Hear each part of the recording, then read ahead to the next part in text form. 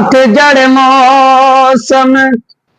लंघ गया माही,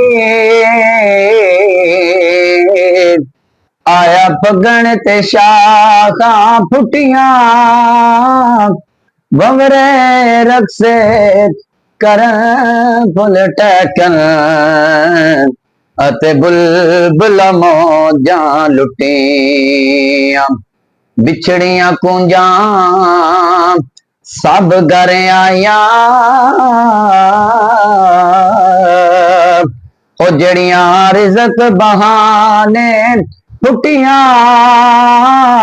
सरदार मुसाफिर सब घर आ गए, ओ तेनू कौन ने दिला छुट्टियां, ओ तेनू कौन